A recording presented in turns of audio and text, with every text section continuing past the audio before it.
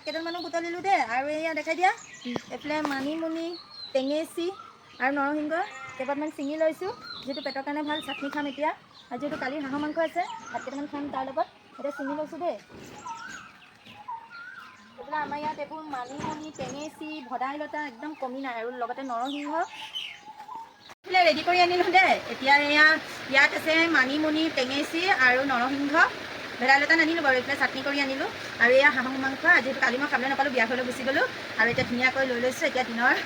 মানে 10টা বাজি পাৰে হ'বলৈ হ'ল ভাতকেইটা এতিয়া খাই লওঁ দেই আপোনালোকে খালেনে জনাব দেই এই লোৱা দেই তোমাৰ এইফালে ভতিজাজনীয়ে হাঁহৰ মাংস নাখায় ডিম খাব কাইলৈ সেইকাৰণে ডিম ভাজি আনিলোঁ এয়া এতিয়া লৈছোঁ দেই খাবলৈ এতিয়া চাটনি অকণ লৈ লওঁ যিহেতু পেটৰ কাৰণে এইবোৰ ভাল পেটৰ কাৰণে বহুতেই ভাল ইয়াৰ অকণ চাটনি লৈ লোৱা দেই জানো এয়া লোৱা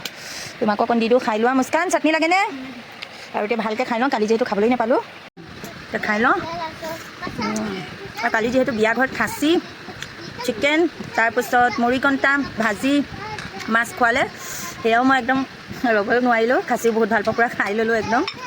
আৰু এইফালে এতিয়া মোৰ হাঁহৰ মাংস ফেভৰেট খাই লওঁ টেষ্টি এইফালে ভতিজাজনী নাখায়